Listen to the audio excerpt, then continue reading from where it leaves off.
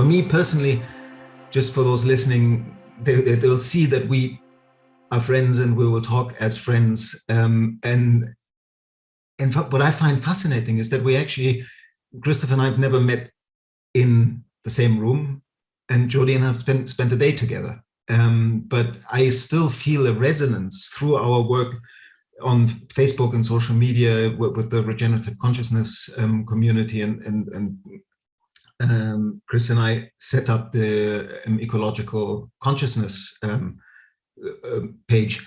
I don't know, I just feel a resonance and a warmth that surprises me. And I just wanted to name that to start with. And I really, like, the flow of today is basically that both of you have a chance to present your perspective on the overall theme. And then after each one of them, we'll have a brief conversation. And then at the end, there's plenty of time for us to just go where we want to go on this. And it's really the general invitation is to explore what role artists and even more widely creative practitioners have in starting conversations and catalyzing perspective shifts and culture change in a way that no other member of society can. Because of that touching into different ways of knowing. It's not just intellectual, it's sensing, feeling, intuiting, and thinking, the whole gamut of the four ways of knowing that Jung spoke about, that art can access. So I'm excited about this conversation, and welcome again. And maybe we kick off with Jody's presentation or sharing, and then okay. Well, again, thank you so much for having us, Daniel. It's really great to see you guys. First of all, I'd like to say that this conversation really came in an extremely timely moment for me. I've been trying to put time aside to create art. My art is mostly two-dimensional, and you'll see more of that through the slides. But I'm finding it really difficult. I think we're all really challenged for time. We're all a little bit exhausted. And there's so much to do if you're a regenerative practitioner, if you're trying to bring change into the world, if you have projects going on, where does the art fit in? So I had a chance through this invitation to question that, which actually reminded me very much of my teenage years, when we used to have these arguments between the two silos. The scientists would say, what's the point of art? And the artist would be trying to defend ourselves. And I find that to be quite a sort of a theme that reoccurs. What role does art have? So pondering this, how can art be a catalyst? I thought, well, what does it do for me? What am I doing here? And in fact, Daniel, you mentioned the day we had together. Maybe you'll remember from this painting that I'm doing here, we were there in Hagia Sophia together. This is me and my daughter, and this is me doing a painting. And I mean, for me, this process it's flow. There is scientific reasoning behind this, but the fact that it produces a sense of clarity and connection, and a euphoria. It's very frustrating. It can make you crazy and angry if you're trying to paint something and it doesn't work out. But the general thing is it's a kind of high. It actually makes you feel good to create art. So that's the first thing, okay? Whatever the result of the art, whatever you use it for, or if it turns out to be good or not. So I broke art in my life down into 4 segments. The first segment is very personal, and this is represented here by one of my sketches. It's freedom. It's just running with whatever is on my mind. It is created purely for my own gratification. It's highly individual. It is my essence.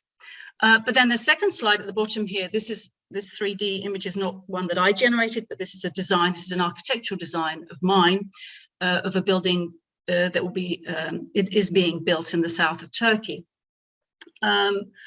Where is art in architecture? Well, evidently it's there, but for me, on a deeper level, it connects me to the client in this case, and the client's needs and wishes and desires, but it connects me extremely deeply to the 3-dimensional space that I'm creating and the place that it's being built upon. It invites me.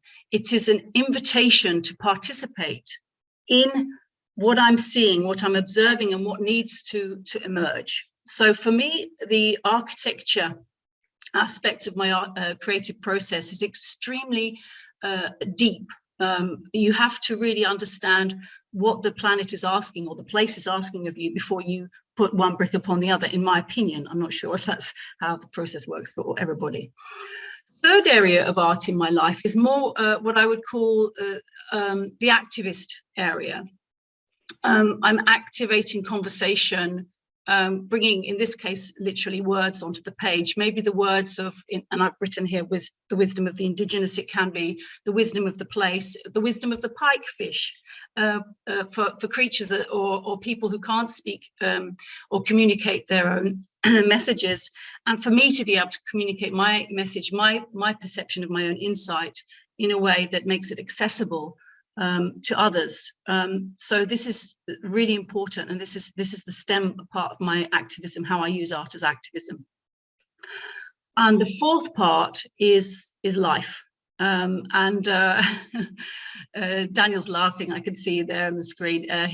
We were together with my husband Sardar, and this is actually just a little snapshot of our life. So this is from my garden. These are actually our wedding rings. We were formally wed last year, and so in fact, the year before. Oh my God, that's unbelievable. Okay, sorry, you might need to edit this bit out so it doesn't see. These are our wedding rings. Now they're not diamonds, and they're purposely not diamonds. These rings were made by Sardar from some pruned branches from a tree, hollowed out branches. And of course, we don't wear them every day. It wouldn't be very practical. But the value, the artistic aspect of this for me, combined with the connection I have with the basket maker here, the connection I have with this dress, which was my sister's bridesmaid's dress 40 years ago, that our daughter wore on the day we married, and the connection with the land that we're standing upon, the interrelationships that are existing on this page, are an expression of my lived art experience on a daily basis, actually. So moving ahead, seeing as I was doing a PowerPoint presentation, I realized that they've got this really fun pen that you can do a quite kind of cosmic kind of thing with. So that's how artists have to doodle. You need space, you know. That's one thing that arts, they don't have. They don't have the funding, and we don't have the space and the time. And so because we need it to free flow. So I realized in creating this list of 4 things that they come full circle. They sustain each other. They sustain me, and and in the web of it expands beyond this, beyond me. It's bigger than me. So art for me has been a solace. It's been a friend. It's been my sanity. It is my therapy.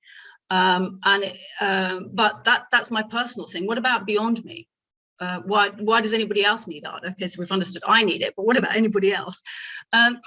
So the scientific explanations as to how art triggers our brain into perceiving, to connecting, and having deeper, clearer thoughts are not just restrained to the creator.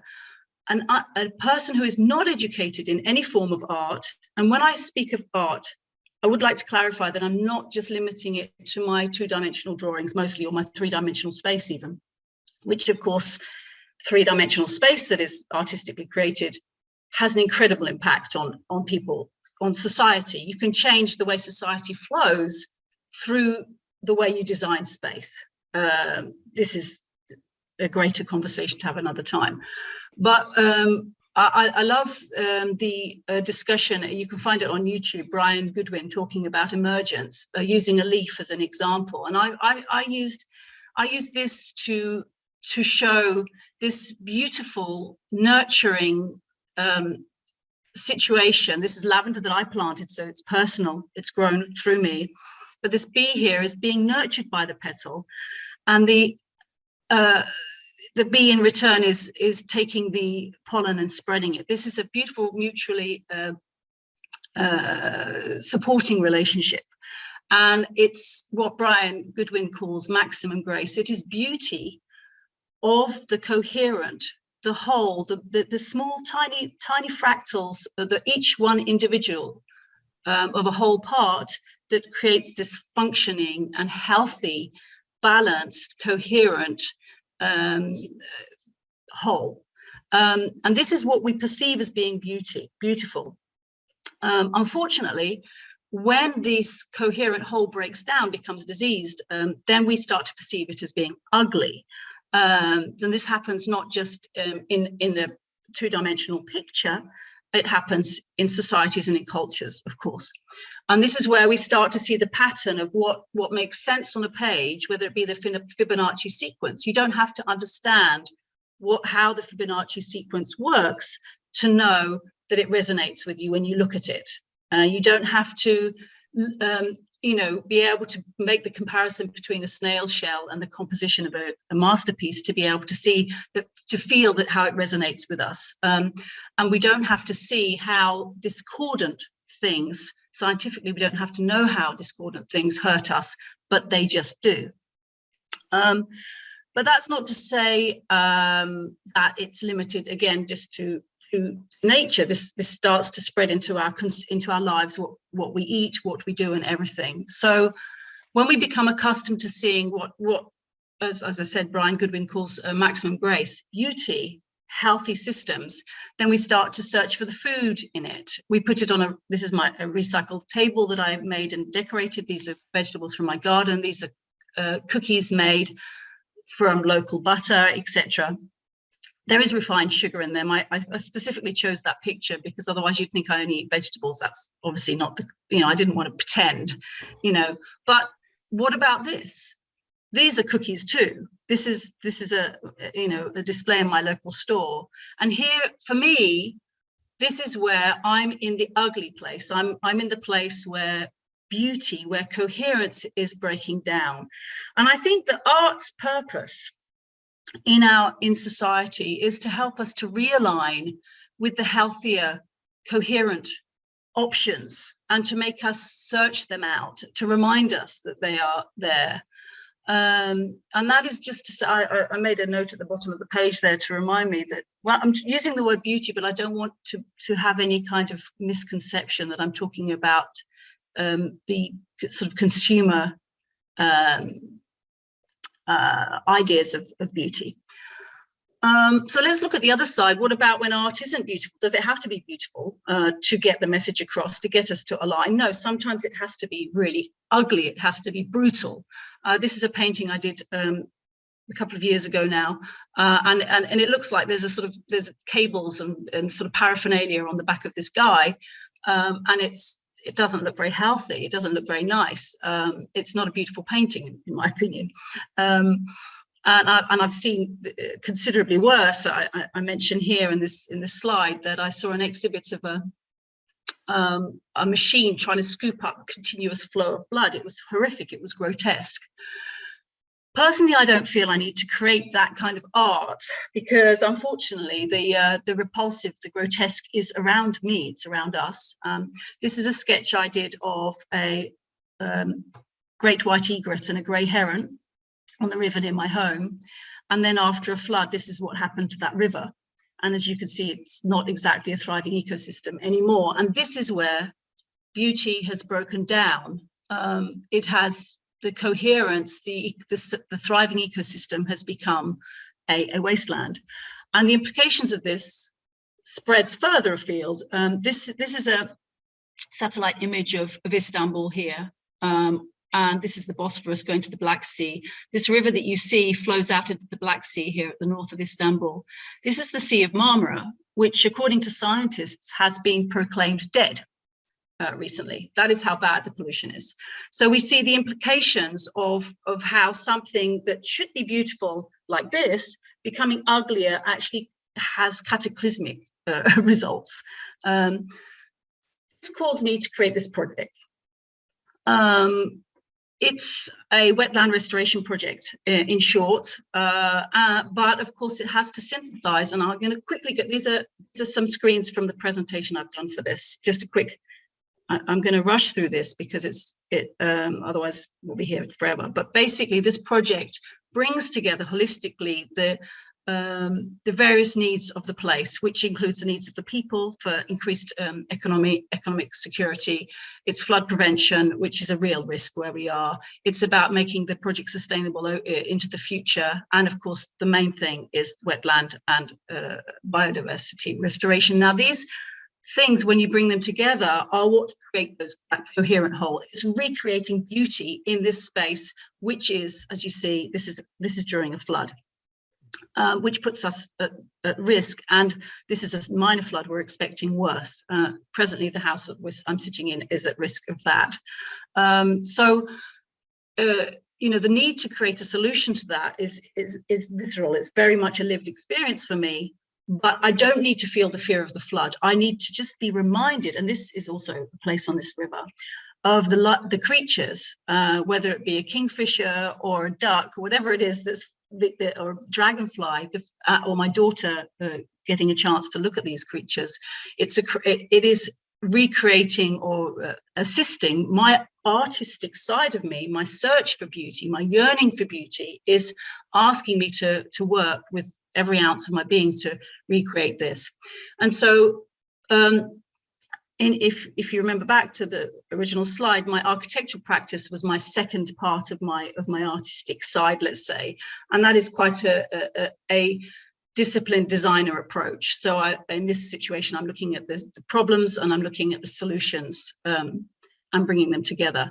So for me, art is manifest in design, but only when the design is sustainable, because otherwise the design is breaking up that coherent, healthy, harmonic whole. So I've made this little equation, which maybe we could draw as a circle instead, but it's art is a search for beauty for me personally. I can only speak for myself, really, in this case. But that does mean it should be sustainable. We could break that down further and say, are your paintings therefore sustainable? And if I'm using acrylic paints, which are plastic based, we could actually argue that they might not be, but let's not get pedantic about this. These are places that I've designed and built. And, greywater recycling systems, solar energy, rainwater collection, and sustainable materials, etc. Obviously, for me, are very important factors of the design process. And even though it seems to be a scientific engineering kind of thing, the artistic flow in my design processes, these are just some pages. I've got hundreds and hundreds of pages like this of my doodles of places that I have built or are to be built. So I'd like to move from this idea that art is very much intrinsically related into everything I do, into how that runs through my activism. This is just a screen grab from my Instagram page. I set up a website as well called Multitude of Ones, with the idea that we are very much a part in our individuality. We're very much part of this coherent whole, which gives us a power. And I believe that if we are allowed to be individual, which is something art gives us, if we are allowed to express our individuality, then the power we have as a multitude is something, again, scientifically proven when it comes to tipping points and how societies change and evolve. I'm not very good at social media, but these are just some of the ways I try and show my embodied artistic and ecologically coherent lifestyle, and make it accessible and very copyable. I want people to copy my architectural designs.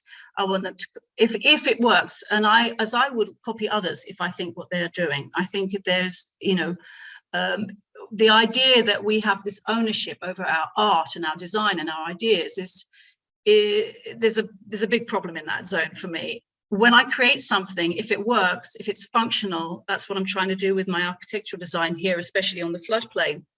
If it works, please just do it.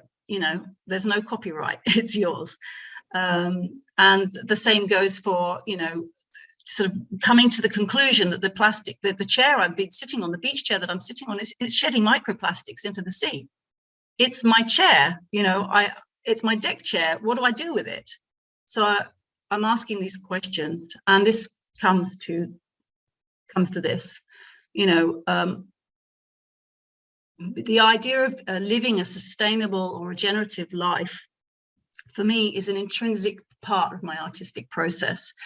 And when I am drawing something, let's say I'm doing a simple sketch, I'm looking at it, I'm observing it in a deeper way. It's making me connect. That goes right back to my first slide where I mentioned how it is a very personal experience of perception and participation.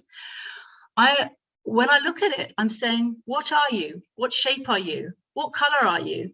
How much, where do I put you on the page? How much, relevance do you have to the viewer? There are so many questions I ask through my artistic process, and I think that is one of the core things, and it's certainly something, Daniel, that it's a great pleasure to read your book and to move through your questions. This is a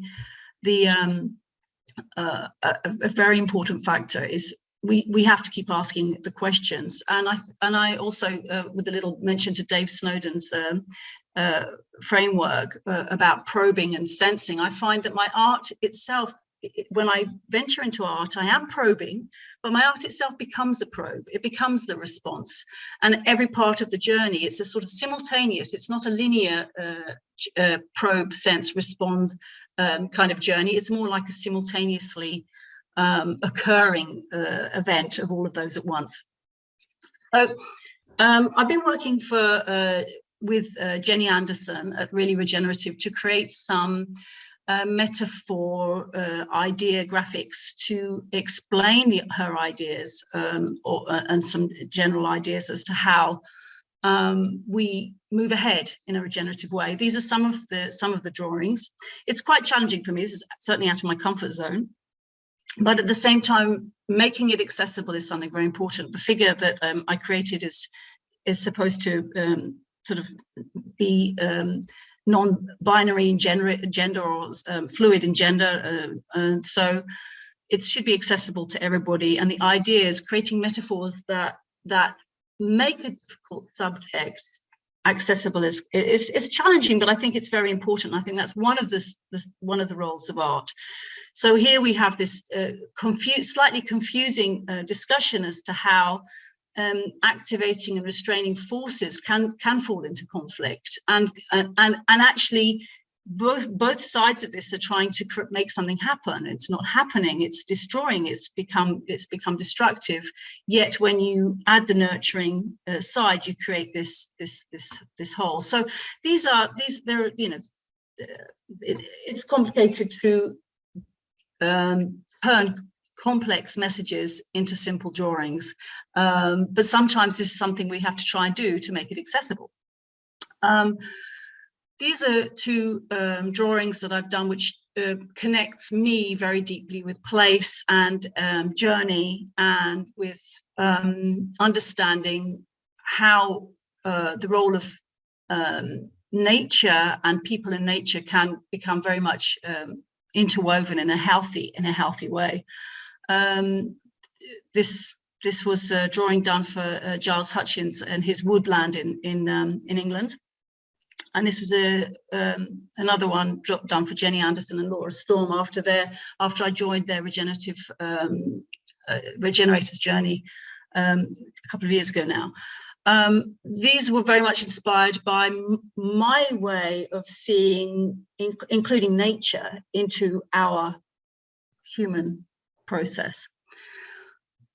This drawing, quite an old one now, but it's a map, and it's just a fun thing. I actually want to develop it and do a better version. It was just a really quick sketch, as you can see, but it again, it's like, does my art serve a purpose? Can this be a catalyst to seeing, okay, this is where we are, this is the mountain of problems, is there a way to get a shortcut? I think there's so many ways, and other artists do a much better job of it than I do. But in fact, Christopher does a really good job of this. I hope we're going to see some of his fabulous drawings in a minute. But to use art for sense making, basically, and root finding. Another use for art in my life is to be able to collectively imagine where we could be, what we could do. So I wrote this poem I don't expect anyone to try and read it from the screen, but it's a poem, and you know, for some people the words will have more resonance than others. Art isn't just two-dimensional. It can be music, it can be, as I said, three-dimensional space, it can be anything that touches somebody's soul. And for a lot of people, those words alone are enough. For other people, the drawing brings it into a much more dynamic and powerful force. So I've done both. I've integrated them both together. And this is about us collectively imagining what we can be. So we go back to looking at that row of food, so-called food in the store that I showed. That row of food isn't even really food. You have to ask, like when if you instead of wearing the wooden ring that we wore, if you're wearing a diamond ring, where did that diamond come from? What is the real cost of this diamond? What does it really bring you? When you eat the bag of the plastic bag of cookies, where is that plastic bag going to? What is the real story here? What could we be? Where is the story coming from, and where is it going to? And in this case, I really wanted to investigate. This is something I just did for myself personally. How can we investigate the future? What could we be? This is a meandering into that. And it's also a place for holding space for grief. Art has an incredible connection to our emotions. It can, you can look at a painting or listen to a piece of music, and we've all done it. We've sat there. You have to admit it, you'll cried listening to it, that piece of music that touched you just where you needed to be touched. And we need to be touched. We need to be reached. If change is to happen, it has to come from a space of real personal motivation. And in the process, we need to hold space for each other's emotions, whatever they are. This was a drawing done after a child was rescued from an earthquake that happened in the southwest of Turkey, in a town called Izmir. A lot of people died, and this child's mother died. She survived. But while we hold space for grief and the difficulties that are happening on the planet, we also need to hold space for raising awareness. This is another Instagram page of mine called Art for Change. I haven't had the time to take it further. I really wish I could, but it is about getting people involved and making it so fun that kids can be involved. Art isn't just something for artists. Art is for everyone, and that's something that I'm trying to share. So sort of coming slightly towards the end now, thankfully. Art, I host Circle. So one of the things I think that art has a potential to be is extremely diverse and inclusive, and this is where Circle is important. It's about starting dialogues about the things that, in this case, are important for me. So eco workshops. I use my art to create a visual harvest from what has emerged during the course of our conversations, and I create memes and such as these kinds of things. Beyond that, I think one thing that's very important to notice is that our relationship with art is very thoroughly utilized by the corporations in such an extremely powerful way. For some reason, it's legal for people to actually put, like brain sensors onto our brains. They do this. They've figured out what tickles us, what triggers us, what will make us buy, what will make us spend, what will make us numb. And these corporations have this information and they use it in marketing, which is, it's an art form. They use it in so many ways to make us do what they want us to do.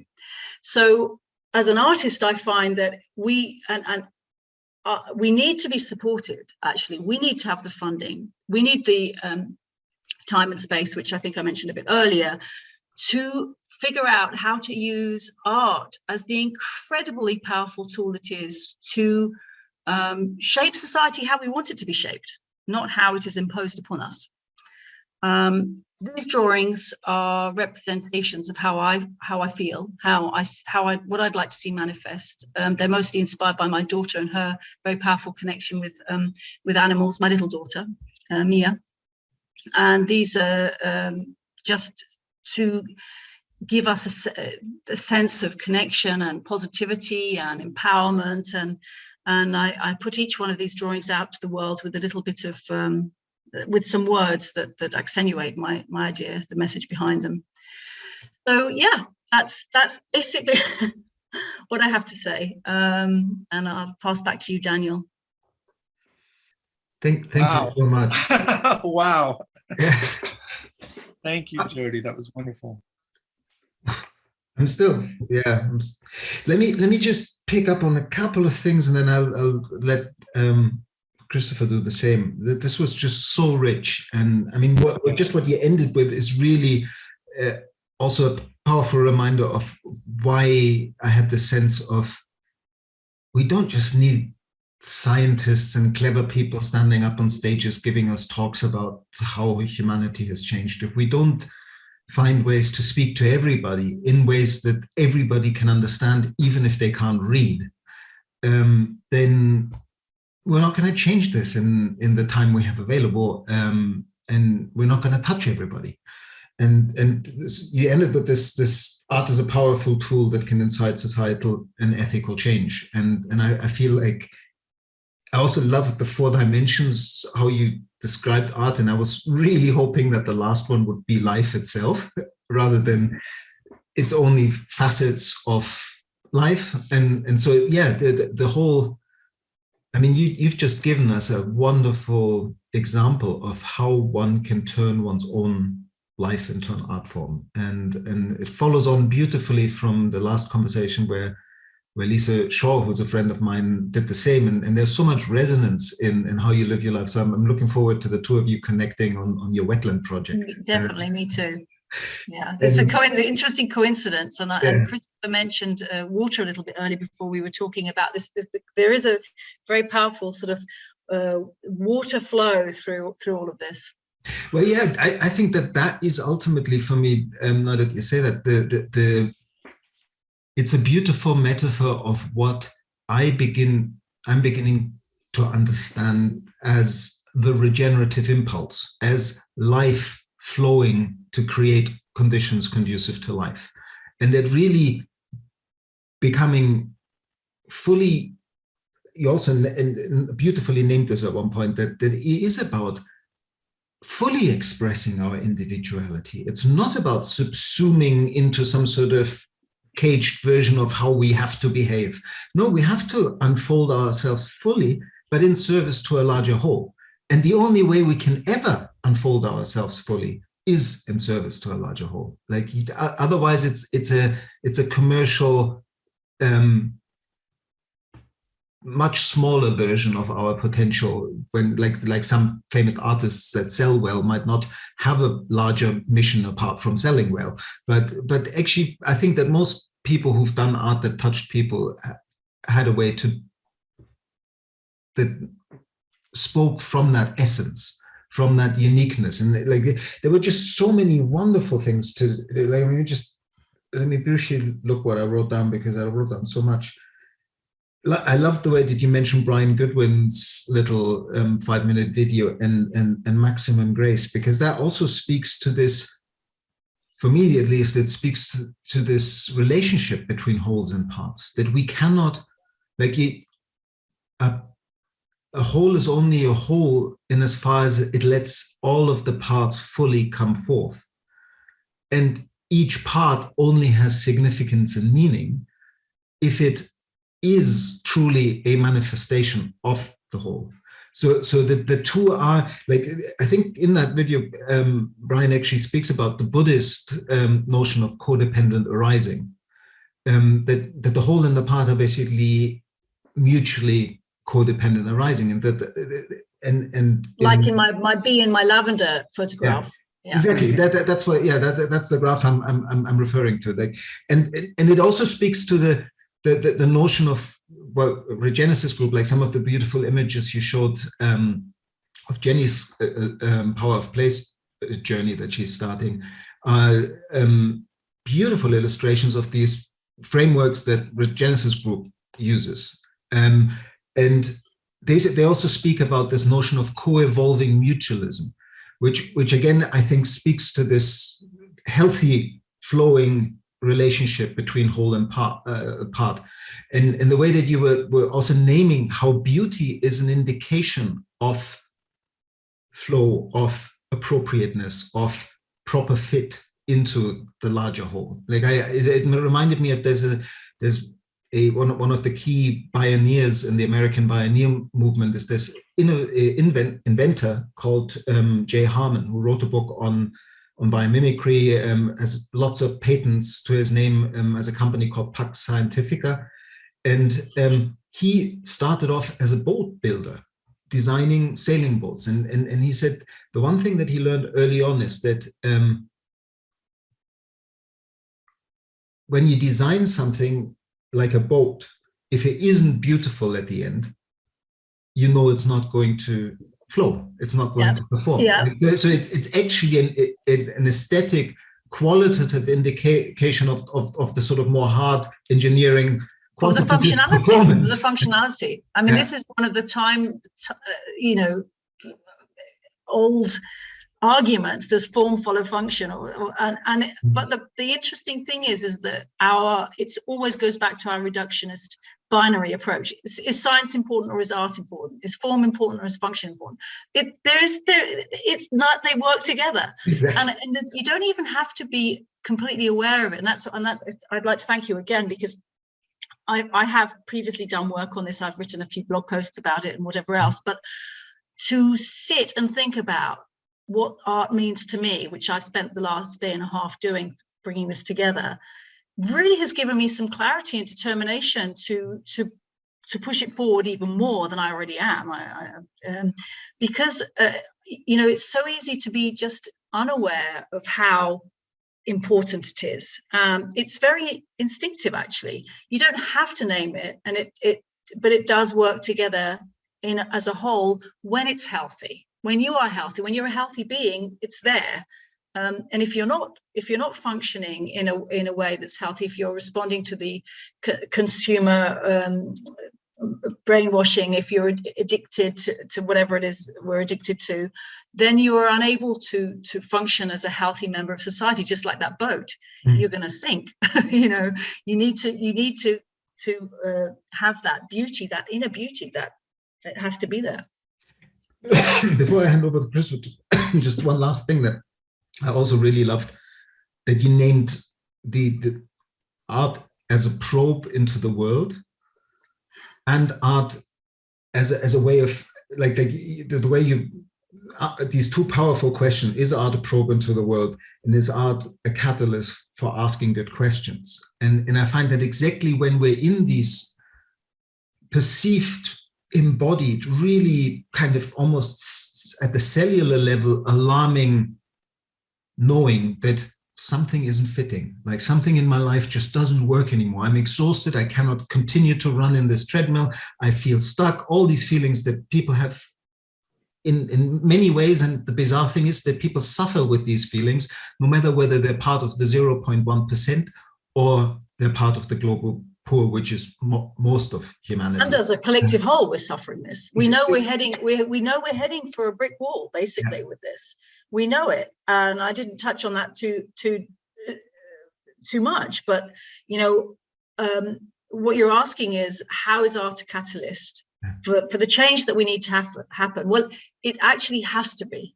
Mm-hmm. It doesn't have any other chance. It is evolutionarily designed to be that. It is serving its role, but whether we, as a sort of small minority of people who are aware of this, can make that light up in a wide enough sphere is another matter. But that is our role, and we don't have any choice but to carry that through. Personally, I don't anyway. Absolutely. Christopher, before you kick off, I'm sure you have a few reflections on this wonderful presentation by Jody.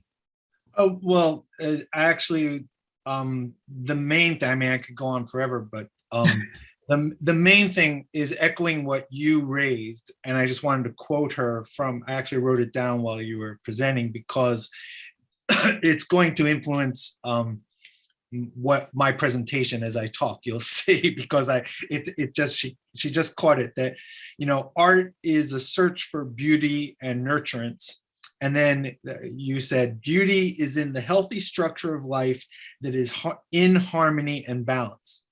That's the exact quote from the presentation.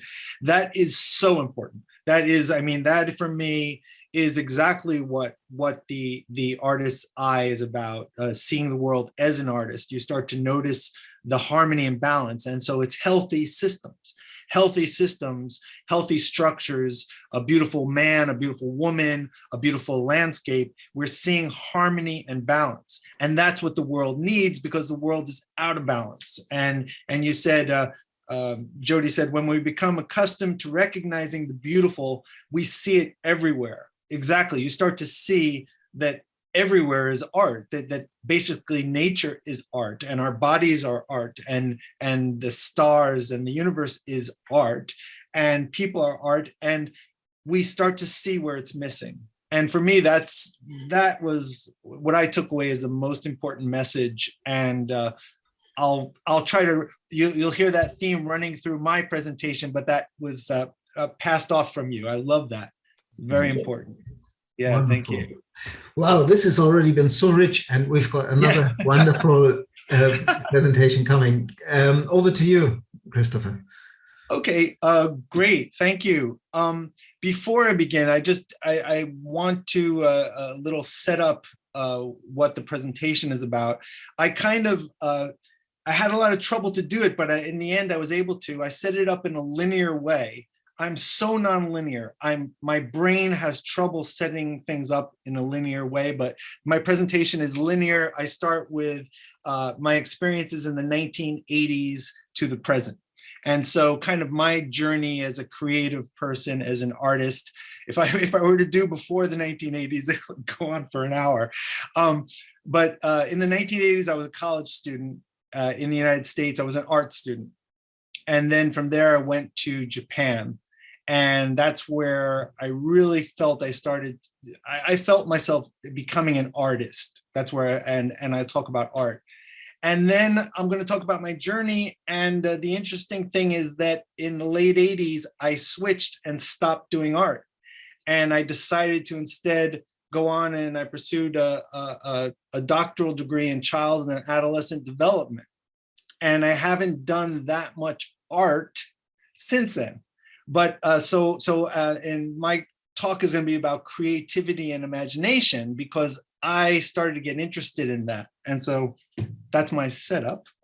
Okay, so I'm going to be talking about creativity and imagination, and art, science, education, and cosmology. So I'm going to look at this from a lot of different angles. And I am going to start off with myself. My focus started off in the 1980s. I was an art student. I drew this when I was in Oneonta, New York, a dilapidated car in the mountains. And my friend Annie came and told me that she was going to Japan, and do I want to go too? And I was like, what? Yeah, that sounds great. And so I ended up going to study overseas with Annie, and in Japan. And this is one of the first drawings I did in Japan. I just copied a ukiyo-e drawing. And this was around 82, 83. And then this is another drawing I did in 83 when I was a college student at my university, where I am right now. And I did, this drawing is actually a ramen bowl upside down. But I wanted to show the kind of the sphere, the unity of the sphere, the earth, where everything is one. And then the background is the complexity. Everything's complex, was what that was. And then this was a second drawing I did with a sweet potato plant in my apartment. And I really started to feel that I found my style, and I was making art. And so my focus was on art. I came here to be an artist, and I started doing drawings. This is my hands holding a cup. And I found this kind of style of the dots and lines, and always something that's realistic, something that's grounded in the real world, and then another part that's totally imagination. This was my apartment. I actually came back from college. This is done later. I returned to Japan a second time. So I lived in Japan again, near where I am now. And this one, I was thinking a bit of a Van Gogh kind of feeling here, wanting to show how alive everything was in the apartment where I was living. This was a Buddha. I went to see a Buddha up north, and I drew that. And the background is kind of, there's this feeling of everything is growing and changing and creating. And you know, I love Van Gogh. And so the idea of everything is energy, everything is growing, everything is changing. Life is regenerating and creating constantly. And this is another drawing I did. And again, the same kind of thing. The things go in cycles and are growing and changing. And that was what I was trying to show there. So this is the artwork that I did, some of the artwork that I did during that time period. And again, you can see, I think, the influence of being in Japan. So I was connecting with my local world. I also had started meditating at that time, and the meditation really helped. I was able to not, all of these drawings are surprises. I never knew what I was drawing. I mean, I would sketch a beginning and then the rest would be a surprise. And I found that was wonderful. It was a flow experience, as Jody mentioned. And I would listen to music and my hands would just be dancing around the page as I'm doing the dots. And the dots would take weeks. I would spend weeks on the dots, but I would listen to music and it's like my hand and eyes are dancing together. So there's music, there's a musicalness in these drawings because I was always listening to music, and something about nature and life was there in the work.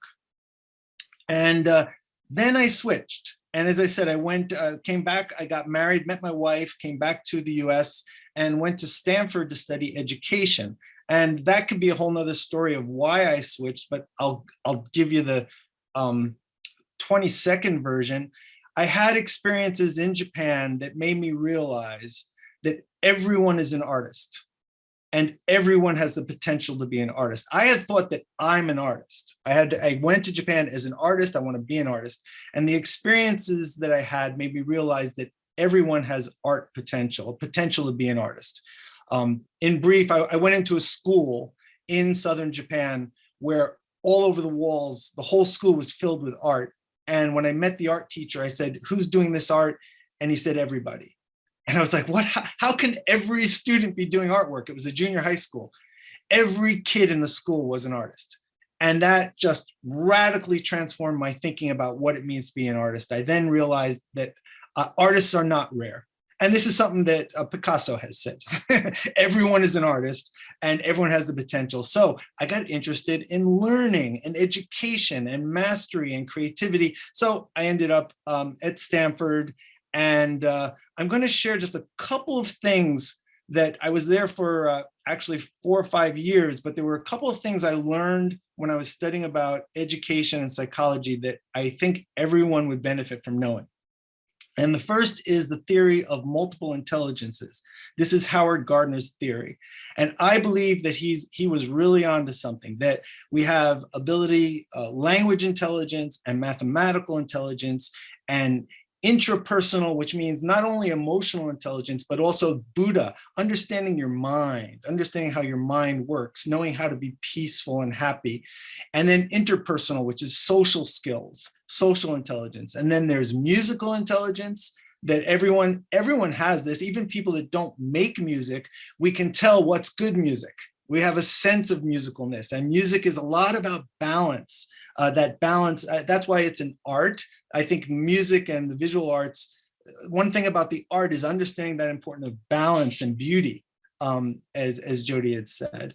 And then there's physical intelligence, which is dance and sports, but also I think the body has a wisdom. The body has a wisdom to it. The body, in fact, the body usually, physical intelligence, physical education is usually put down as the lowest of the different things in school, but your body has this wisdom. Your body keeps you alive. It regenerates you. It digests food. It's got a billion-year history, of evolution. So I think the wisdom and intelligence of the body is off the charts, and many people are not enough aware of that.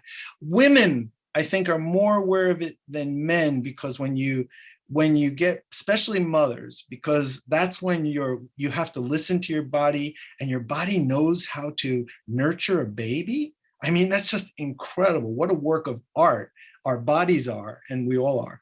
So, and then the language and mathematics in the top right, these are what are tested in school. Most schools focus on linguistic and mathematical intelligence, and we measure kids that way. We test them on that.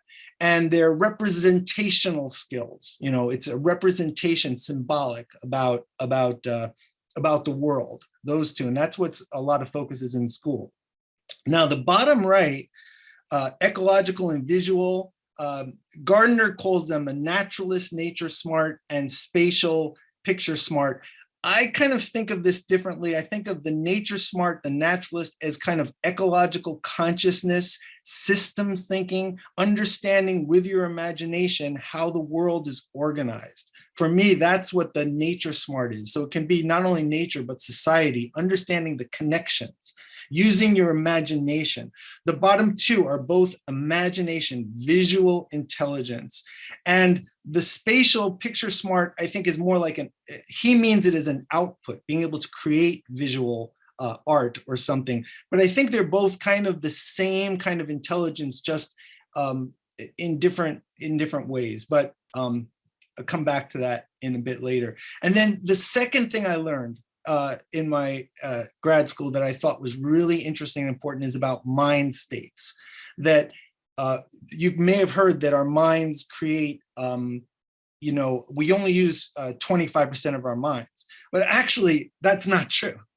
we use all of our brain, but it moves around to different parts, and we're constantly shifting mind states. And your listening is one part of the brain, and reading is another part. Reading is actually in the back. Speaking is a different part. Driving a car is a different. Every single activity that we do is a different state of mind, a different mental pattern. And all of these we create.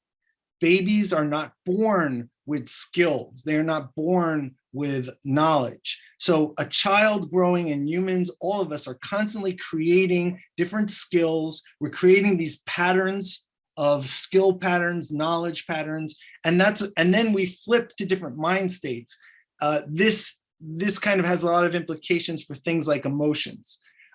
If you get triggered, people will get into a mind state of negativity, aggression. If you are loved or you're loving, you're in a loving mind state. So we have thousands of different mind states.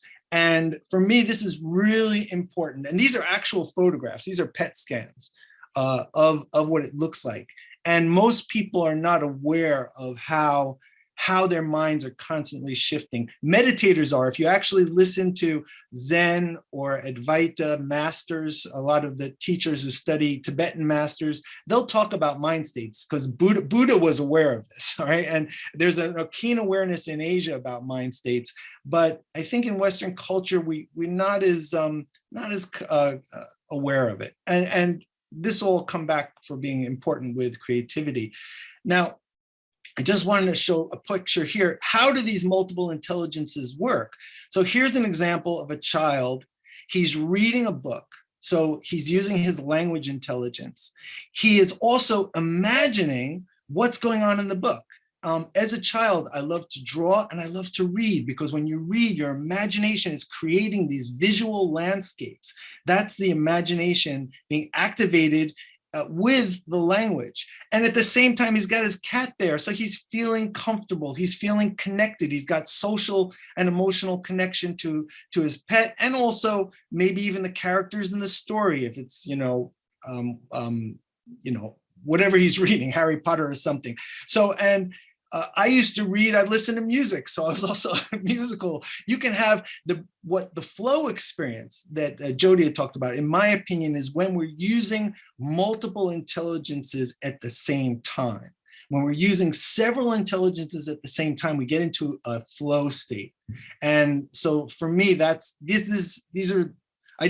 I guess I took about 6 minutes to tell you the two most important things I learned in 5 years. Okay, sorry about the delay. So now, at the end of my time at Stanford, I was in a project looking at the problems with education. And right here we see great drawing by this artist here, a cartoonist. He shows what's wrong with schools. Schools are focused on testing, mostly the linguistic, mathematical intelligence. There's no time for art. There's no time for music, even less time for enjoying projects and science. Everything is focused on the test. This is still, unfortunately, a problem.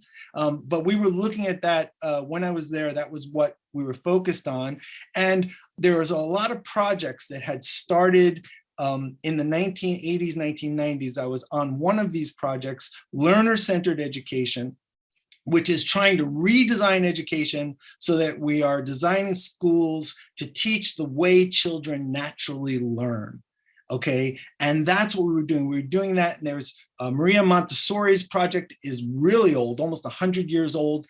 Projects all over the world which are trying to align with a more natural way of learning, multiple intelligences, connecting all the intelligences together instead of segmenting them and compartmentalizing them as the education systems around the world presently still unfortunately presently do. And while I was there, I was in this one school where I was assisting a science teacher, and she was teaching about ecosystems and body systems and cellular systems and the respiratory, circulatory, mitochondria, photosynthesis.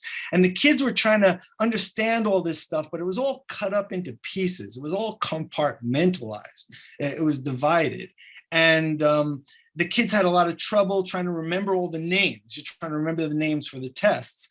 And while I was helping her out, I drew this picture.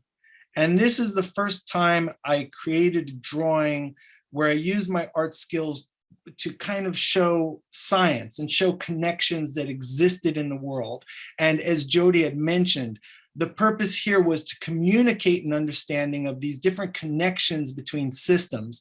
How, for example, the sunlight, photons are coming from the sun. They're captured by the plants through photosynthesis, then stored as glucose molecules, chemistry in an apple or other fruit.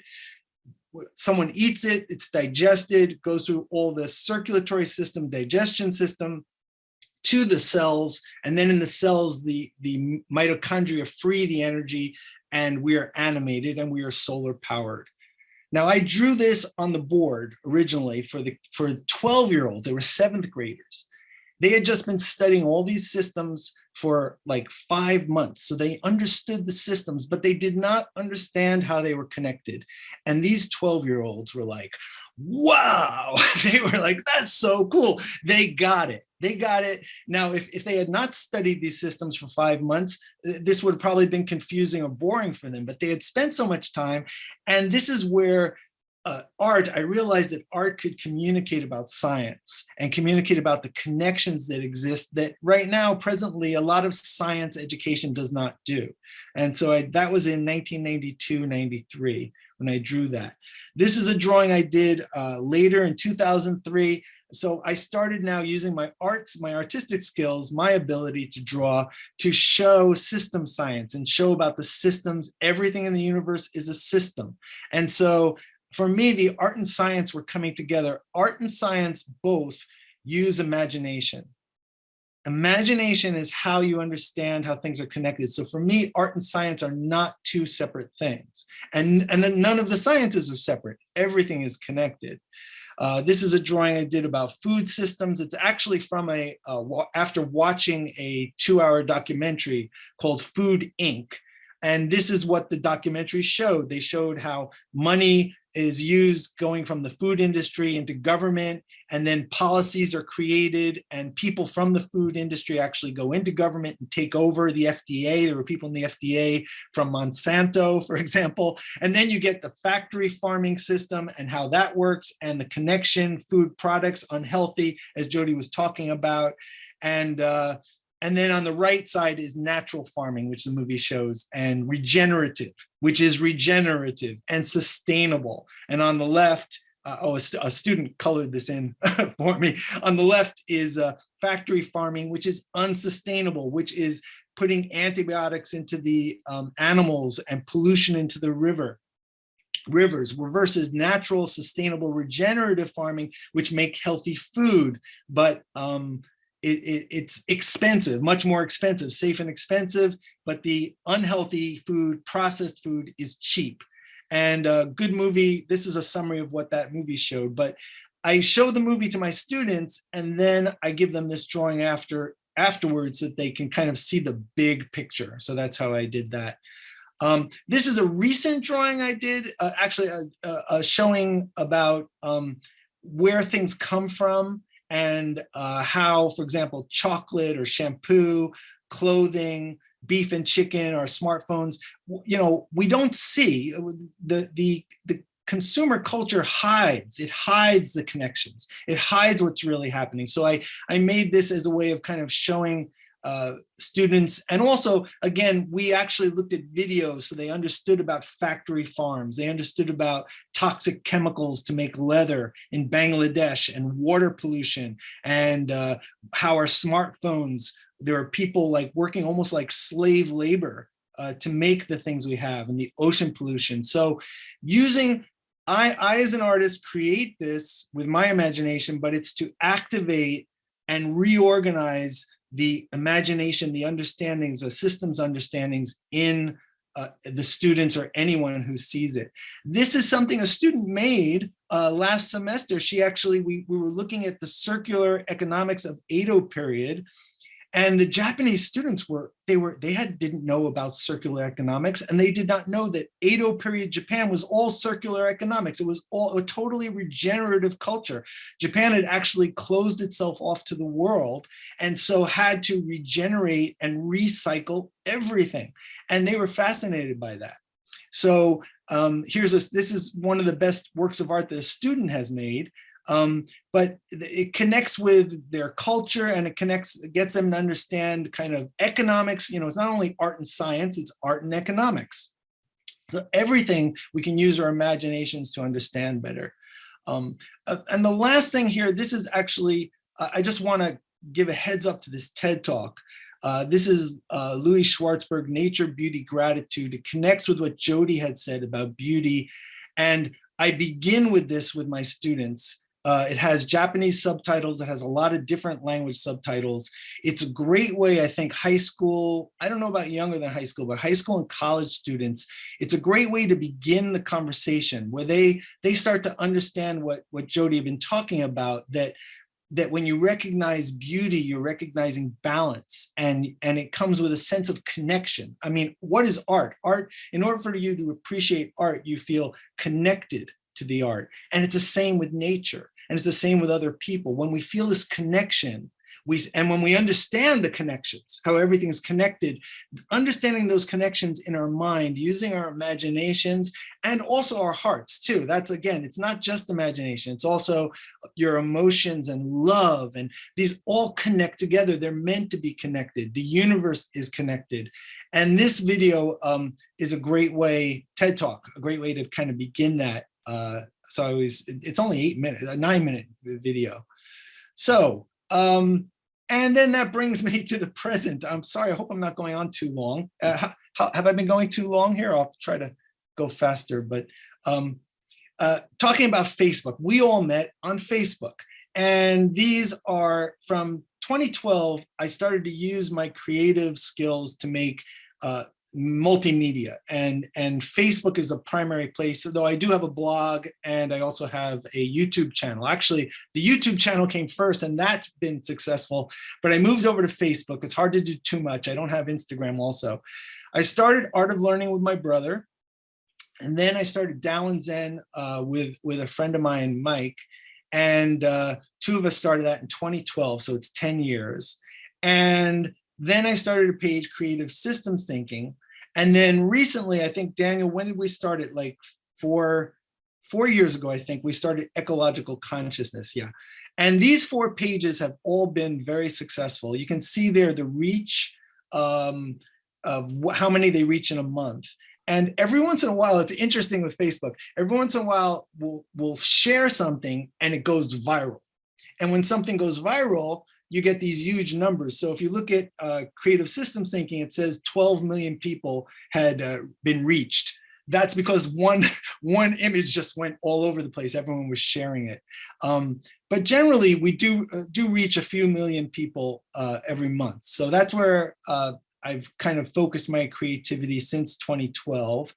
And then part of that is creating memes. So I make these memes, and everyone does memes. But because of my art background, I'm kind of, I like them to be beautiful, So this is one with Einstein. This is a Thich Nhat Hanh quote. And this one I used on Tao and Zen. So I'm constantly making memes. Now this meme I did not make, someone else did, but we shared it on ecological consciousness and people really liked it. Here's a Zen Masters meme. This one, people really like this. Now, I did not make the artwork. I just add the words to it. That's what memes are about. Here's one with Gandhi. This is a Rumi quote. People just love this. And memes are people just sharing. They're sharing something that helps them kind of feel connected, feel the beauty of life. That's kind of a theme in a lot of this.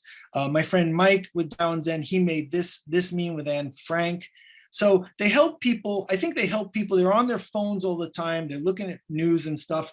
And then when they see one of these memes, it helps them remember. It helps them remember that they're connected and that life is beautiful.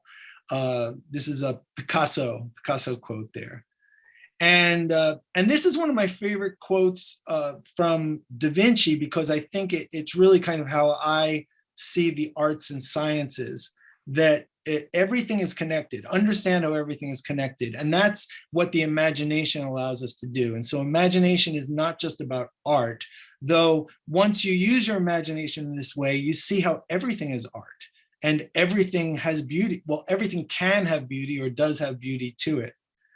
And then a last quote there by Gregory Bateson. So these memes help people kind of remember, help people do systems thinking and feel connected to life. And that's what all 4 of the pages I'm with, we try to do that. And then we also have groups. My first group was Tao and Zen Community Forum. And then Regenerative Consciousness Community is where the 3 of us came together and worked together. And another group is Protecting Our Sacred Earth.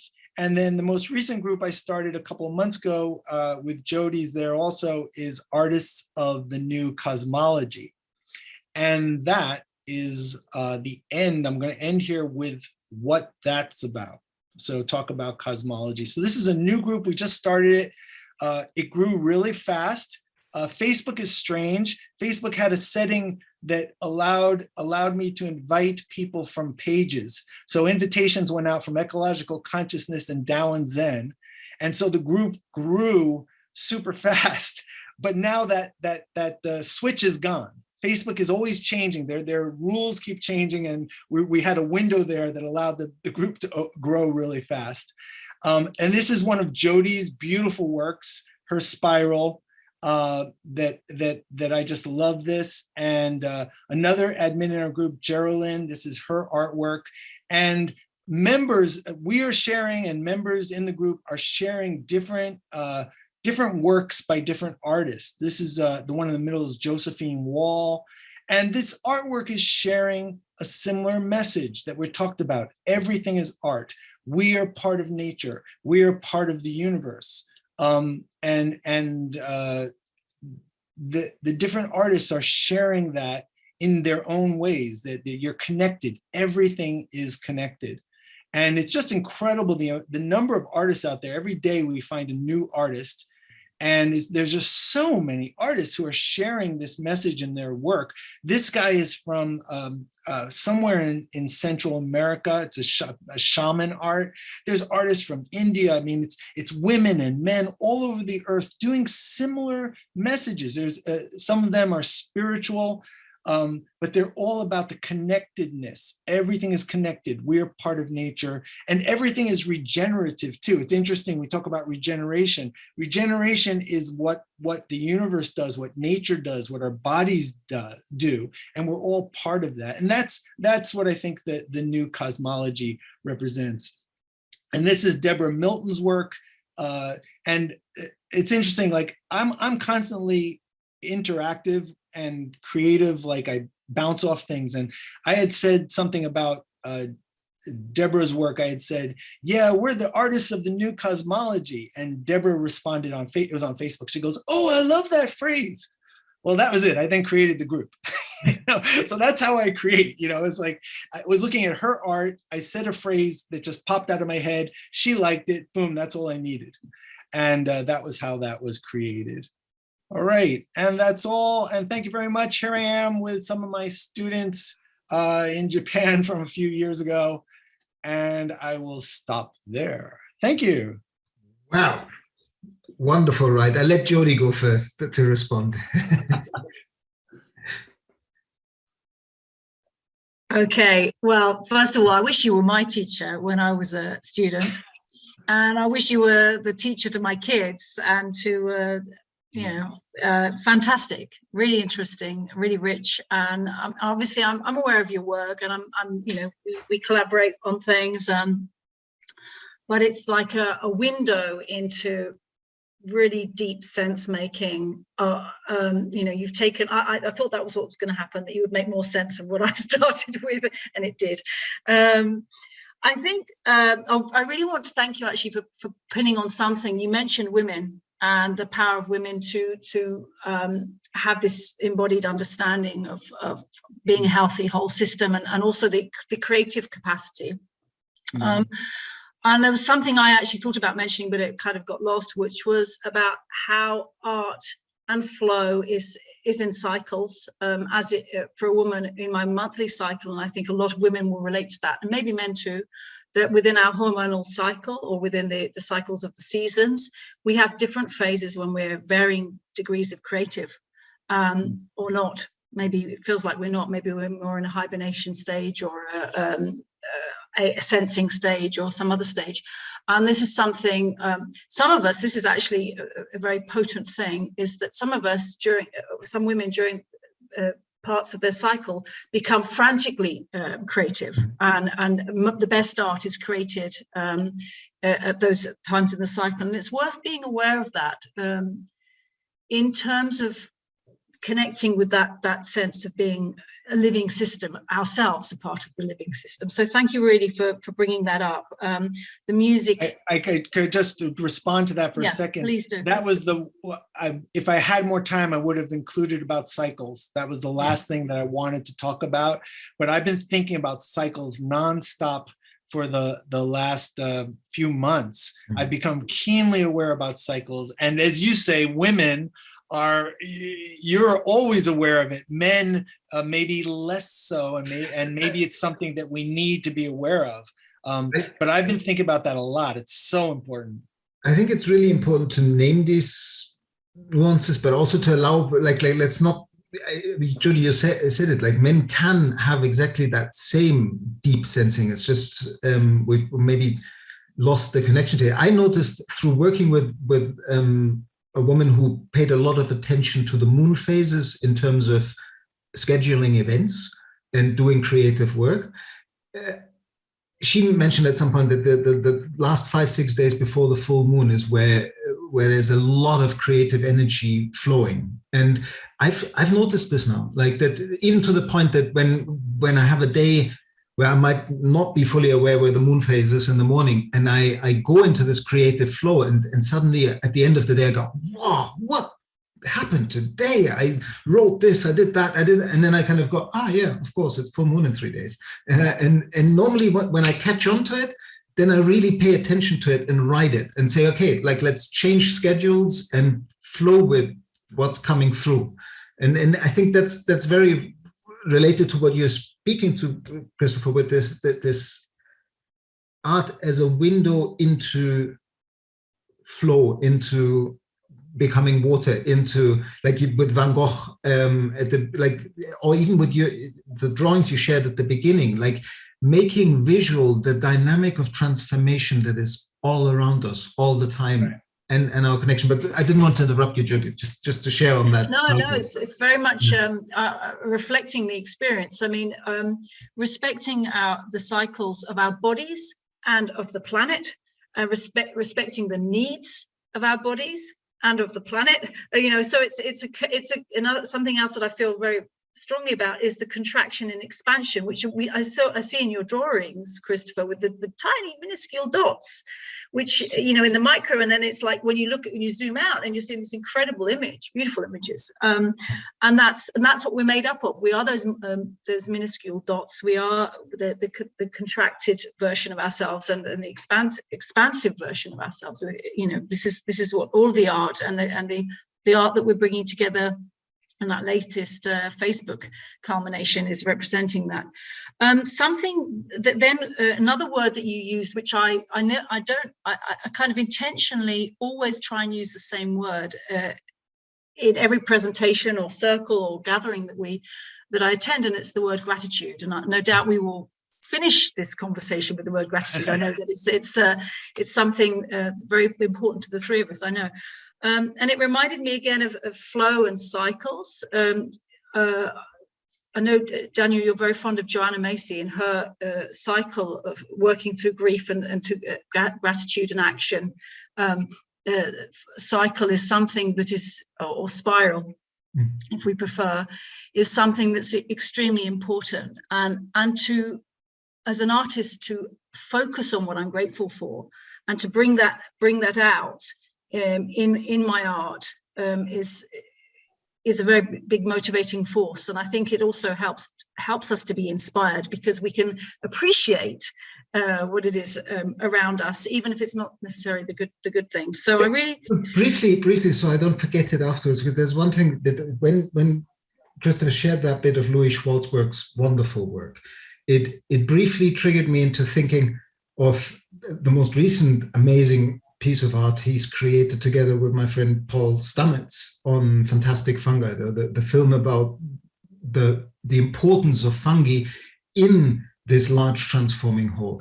And just briefly while you were speaking, I suddenly thought, wow, yeah, this is really powerful, because the bringing with this amazing artistic cinematography that he's made an art form of, with these slow motion captures of long-term transformations. He, like, through bringing the fungi back into the popular awareness, where, like, Paul often speaks of mycophobia, that we've almost shut away the fungi, and this all happened in a flash. I was listening to you, but I suddenly thought, wow, yeah, there's a link here to death, and the fact that we shut away the fungi, which are actually the loop that turns death into plenty of life, as Goethe said. Like, death is life's ingenious invention to have plenty of life. And by bringing the importance, and Sophie Strand, the artist, she's also the poet and writer. She's also bringing this out, the importance of the decomposers, the fungi, the breakdown, and it just reminded me that in one of the another role that we indirectly spoke to is for art to point at the taboos of culture and to make this invisible visible again, to finally, like, to close the loop. I love the bit when you were talking about Edo period Japan and the loop, but now I'm transgressing. Sorry, I'm interrupting again. No, but that's something Lisa, I think it was Lisa Shaw, your friend Lisa, yeah. She also talked about this in the last talk and in her TED talk. Her TED talk's wonderful. That that there's the death and there's the shit, and that's part of the cycles, and you need to include it. And that's been the big failure of modern society, is they push all that stuff aside instead of regenerating and recycling it the way nature does. Nature doesn't waste an atom. You know, these atoms are billions of years old, and they're not wasted. They're recycled. Everything is recycled, and nature recycled. And as you say, that's what the fungi do, and that's where this awareness of cycles is so important. And if we can help people to understand that, it's like I just is it okay? A picture, which is what you were just saying, Daniel. This one. So this is something I use with my students to show what's the connection between creation, regeneration, and destruction, or generation, regeneration, degeneration. I kind of show them that this is renewal, and this is again also what Lisa was talking about. That this is how nature works. If something's created, formed, and regenerates, we regenerate, and then the destruction, breakdown, collapse then leads to renewal. And I think that's really important now, especially. We are headed into this period. Everyone sees doomsday. Everyone knows that something bad is coming, worse than it is already. We all know some things are going to get worse before they get better, but we can use that to regenerate and create something new. Just as a feedback on that image, because I recently saw that on a post by you or something like that. I personally, there's something about putting regeneration into that cycle rather than speaking to the fact that regeneration is the pattern of the cycle being creativity and destruction, or creative destruction to allow more creation. I don't necessarily see regeneration can be seen as a phase in that cycle, but it can also be seen as that cycle. I don't know. As the title, you see it more as because for me it is both creative, destructive, and recreative, in the sense is it selects of what gets recreated, what needs to merge into the whole, die. But it's precisely because we were talking earlier about the relationship between whole and parts, and how arts always are an expression of this eternal kind of dialogue that we all have, in terms of how do you live in the paradox that we are individuals seemingly separate from the whole, and we're actually expressions of the whole that we're looking at. The seer and the seen are one. That ancient wisdom. And I think it is precisely in holding that paradox that we, like Joanna Macy made me keenly aware of this in 20 years ago, that once you understand your co-identity with Gaia, with this whole transforming process, you can rest in the certainty of your own immortality. And at the same time, you can let go of the importance of your current manifestation somewhat more easily. So it's the door into embracing death, is to say, it's not a death, it's a merging into a whole out of which I will re-emerge. As you said, like we're stardust. It's all been there for a long time, our cells, the atoms in our cells, and so on. Yeah, I'm really bubbling up with something I want to share. First of all, talking about breaking taboos, so talking about death and embracing the concept of composting as an end result. Something that came up for me in my slides when I showed the wedding rings that we made. I mean, why do people use diamonds? Diamonds are forever is the slogan, isn't it? And they do. I mean, they don't decompose. That's it. I don't know how many more million years or billions of years they take to become something else, but that's what they are. Whereas a piece of wood, that's our wedding rings, will turn to earth. They will compost. And I think the fear that our marriage, our relationships, our lives will end and turn into something else is something that we're so firm on. And our societies, our religions, our cultures are really designed around using that fear to shape how we are. Yet, when you embrace the idea, as you just mentioned, Daniel, that we are part of the cycle and we will become soil, and earthworms will be wiggling around our rib cages, and it becomes almost a word that I've used quite tentatively, but seeing as breaking taboos, I'll use it. It's an erotic embrace of us in the just the fact of our existence. But when I was thinking earthworms, something else came up for me, and I just like to sort of put and underline this, is that I've recently learned that earthworms are not indigenous to North America, and they're in fact an invasive species. For me, that's like incomprehensible, because I'm here in Europe, and we worms are like one of the best things on the planet as far as I'm concerned, but they're not everywhere. And it occurs to me that we're three white people, and we're from a certain educational kind of background, some of us more than others. But, that takes away the diversity of what we're putting on the table here. And I just want to just say that I really appreciate that a lot of the sensing and the information that we're sharing from the three of us is coming from a much wider space than we three of us actually seem to physically represent here. I just want to put out my gratitude to that too. Thanks for naming that. And I also, because I think there's too much sometimes apologeticness of not including all diversities in every conversation. And I actually feel like we're doing this in the spirit of that we're all indigenous to life and multitudes of ones. So in that sense, I also want to give us the permission to say, yes, we're privileged just by color of skin and level of education and many, many other reasons.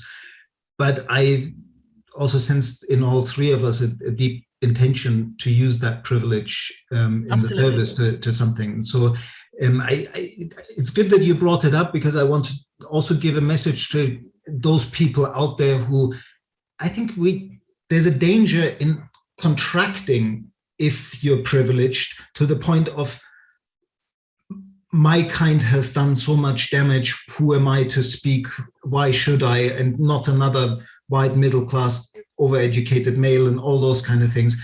But I don't think that serves, because we all have something to give. And if we we need to also create spaces for everyone. Yeah. But that is happening. And so I'm kind of wanting to absolve ourselves. Yeah, I think just recognizing, just saying that this is something that's very much on the table. It's very much a discussion. It's very much something we're open to, and we're learning. I'm learning every single day about how I can be more inclusive. Coming back to my original point that I'm bringing myself as an individual to the table, but I am just a small part of all of the other fractals. But without my personal passion, then what I bring doesn't create the healthy whole. So you can't exclude me. We can't exclude anybody else either. So yeah.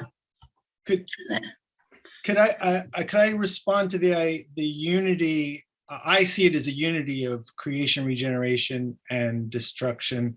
I just wanted to respond, and it also ties in about the idea of other cultures. So the first place where I saw the idea that it's a unity was in this idea of the Trimurti, which is the Hindu triad of deities. And so these are seen as three gods, Brahma, Vishnu, and Shiva, that represent creation, regeneration, and destruction. So in the Hindu cosmology, this goes back hundreds and hundreds of years ago. I'm not sure how far back when they were first seen as a triad. It's seen that the universe is constantly, there's creative forces, there's regenerative forces, and there are destructive forces, and all three work together. So they don't perceive it as the universe is just creative or just regenerative or just destructive. They see it as the three are working together. So I kind of worked with that when I present it. I present it based, so it's not even it's not my idea, it's coming from this other culture, that the three are kind of working together, just like red, yellow, and blue. And that's how the universe goes from Big Bang, atoms to galaxies and planets, and here we are now. So there's regeneration, but I think there's also this creation of constantly new things, constantly new. So anything that's completely new, emergence, never been before, I would call that creative. But then once that creative new thing, like, each of us, we're unique, never in the universe. But now that we're here, our bodies are regenerating us. So for our lifetime, it's more regeneration is primary. You're right. But we also have to, decompose the apple and the orange and kill animals, or kill in order to decompose them, so there's destruction in order to live. And we also are creative. Every sentence, here, the three of us, every sentence out of our mouth, we've never said before. So we're creating things. But regeneration does seem primary if you're, once you're a structure. But I see it as a dance. I just see it as a, Absolutely. No, the one thing I just want to pick up on, because at some point where was it? Art and science, when you were talking about that and how art can communicate science, and Jody sharing about these beautiful wedding rings that Sarah made. I happen to have a wedding ring out of gold, but it's my grandfather's, and it represents the fact that my grandfather and my grandmother were the happiest couple that I've ever seen in my life. So I thought it was a good omen to carry theirs. But the reason why I'm coming back to the gold wedding ring and the power of art to communicate science is that it made me remember a beautiful project that hasn't actually been manifest, but we've got to a long way here on Mallorca with friends, with an artist friend who was the illustrator for us and an astronomer, biologist friend. We created this layout for a universe walk that allowed people over 1,400 meters to walk the story of the universe from what scientists like to call the Big Bang to now. And each meter in this journey is 10 million years in universe history, so to speak. And at one point early on, when the panels, like it's 36 panels telling you the story along this seaside promenade, at one point we will manifest it. And there's this one panel that you made me think of, which is gold atoms need pressures and heat so high for other atoms to fuse into gold that they can only be born in the death of stars. So this little wedding ring is actually what was created in a supernova as a star expanded, became a red giant, and then poof, collapsed. And for me, it's just an example of how we, in this one panel, using wedding rings, which a lot of people are wearing when they walk this exhibition, you can take through a scientific story, but with art, somebody into an experience that can be quite sort of mind expanding. And magical, it's magical reality, isn't it? It's like this is a beautiful. It's a story. You've brought the narrative. You've brought the connection to what might be quite seemingly cold science. Yeah. And that's what the artists of the new cosmology is about for me. These are artists who are trying to show that, because that's true not only of gold. Gold, as you say, it's a certain kind of supernova is needed for gold, but even the oxygen in our bodies and the carbon were made in stars. And the hydrogen was not. You don't need a star to make hydrogen, but the hydrogen is like one of the oldest elements. So we're billions of years old here. And that's part of what this new cosmology art is about. It communicates that we're in a multi-dimensional living artwork. The universe is a work of art, and the origins of it are mysterious and unknown. And as you say, anything, you can take anything and trace it back billions of years. I mean, that's amazing. That kind of walk. I'd love to see something like that done with AI or computer CGI. Imagine a CGI thing where someone could put goggles on. And in fact, Bill Gates talked about this and he never did it. I wish he would have spent his money on that, to create the story of the universe as a CGI story that teachers could take their students in, and the students could go and travel with these goggles and see the whole evolution of the universe. I'm not a big fan of Bill Gates, but maybe if he gets inspired, he could do something that could be really, really helpful like that. I think what comes to mind with, with all this, for me is we have these projects, and these incredible projects exist. They're out there, and it shows us how we are, as you say, we're as ancient as the most ancient parts of the planet, and we're as relevant and new and here and now as we can possibly be. Right, we're both. Yeah, we're both at once. We're a tiny dot of one of your drawings, but we're also contracting and expanding. We're everything, nothing. We're absolutely, completely insignificant, but we are what is here now. So we can turn our insignificance into significance. We are the most important thing on the planet to ourselves, at least, in time and space ever. So what next? My question, I mean, I know I don't, that wasn't something that we generated at the beginning of this conversation, but this question is burning inside of me. What next? How do we've self-identified our roles as whether it be coming from our privilege, or whether it be coming from our talents or our childhood experiences, and all these things. We've added all up together, and we're three individuals, part of the multitude, cogs in the machine, whichever kind of terminology we're going to use.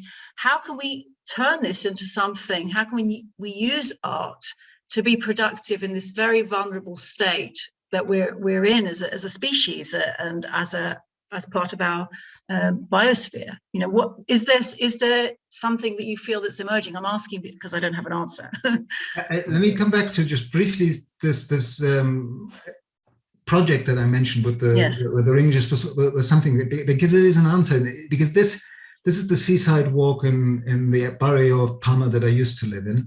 And the drawing below is by Ina Bonner, one of the people that we ran this project with. But what the walk does, this universe walk, is it blows people's minds by the fact that basically for the first 900 meters of this walk, the Earth isn't even there yet. The solar system hasn't formed yet. And then as you get towards the end of the walk, things start, there's a lot more panels towards the end than at the beginning. And suddenly, like, you have the whole fast forward, the story of life on Earth, 3.8 billion years, bam, bam, bam, bam, bam, in the last little bit of the story. And then when you get to the very end, you realize that what we call human history is the last couple of centimeters of this walk. It's really somewhat insignificant. But it also asks the question, what next? And to give an answer to your question, like in this exhibition, then we basically, what is next? We bring it home to place. People have just had this, universe, the science story, in order to enchant the world through the awe that can be generated by scientific understanding. That's beautiful. Enchant the world. Yeah. It's re-enchanting the world. Science has disenchanted the world in the cold scientific intellect of the objective observer. Then science has discovered that the objective observer was a thought form, was an organizing idea, never really existed. That science is an intersubjective consensus-making activity.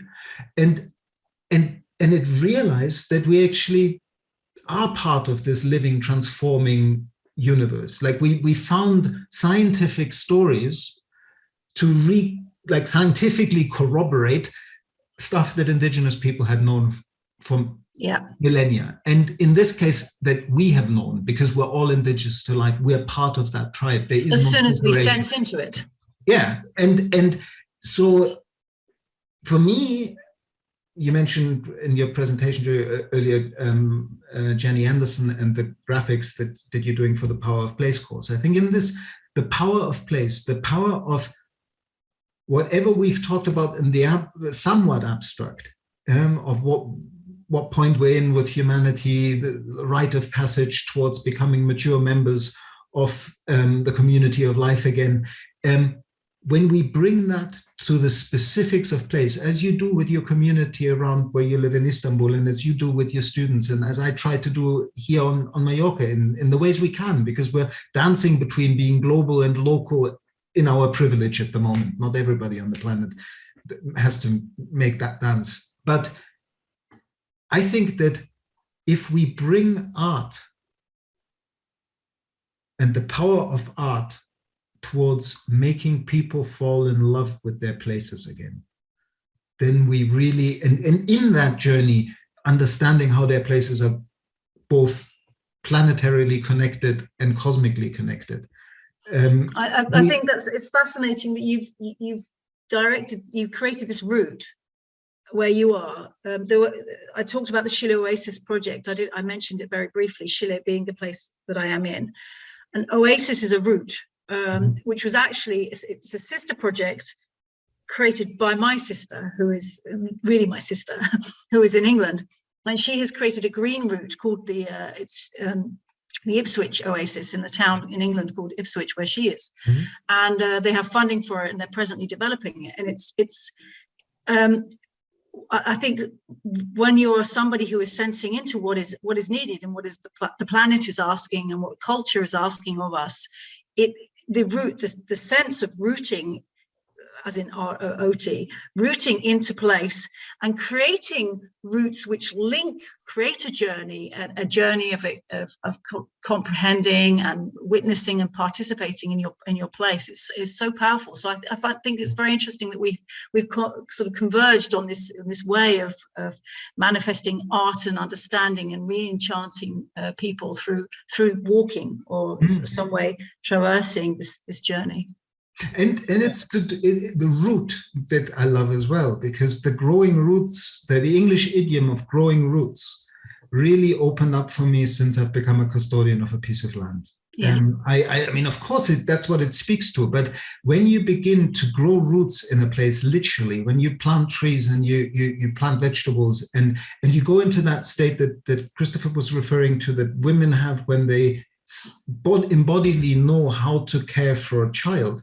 I've had this possibly in not as deep of a way, because I'm still learning, but I've had this with this piece of land. The land, if you open up to be a channel of relationship that is mutual, co-evolving mutualism, then you can listen to the signal, the pattern, the story of place, what the land is asking you to do in order for life to be able to flow.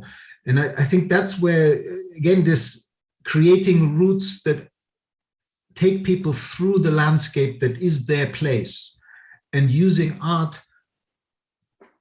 to literally help people grow roots in that place, yeah, by loving it deeper and understanding it deeper. That's where the beauty, and one of the people I hope to have on this series in the future is the artist Newton Harrison, who has for 3 decades, founder of environmental art, played with this, using art as a way to communicate science, but in an artistic space to people in a way to start transformative dialogues. And I think that's if we do that in place, then we're culture change agents of the highest. And increasing inclusivity. Mm. Yeah, and for me, I mean, again, this is why I went from myself as an artist into wanting to understand the dynamics of creativity and imagination. And I see everyone as an artist. And so I see it as freeing up the next generations, and the future is going to be created and transformed by new voices. And I think the youth are the most important. And so that's why I see, if you're not a teacher, you can do an afternoon project with your local school, or you can get together with some other people in your neighborhood and create some creative art thing with the kids in the neighborhood. Or if you're an art teacher, you can be doing a mural which shows a history of the universe and puts humans in a context, and you're creating this giant mural at your school with the kids. Or in a science class, kids can be doing murals in the class.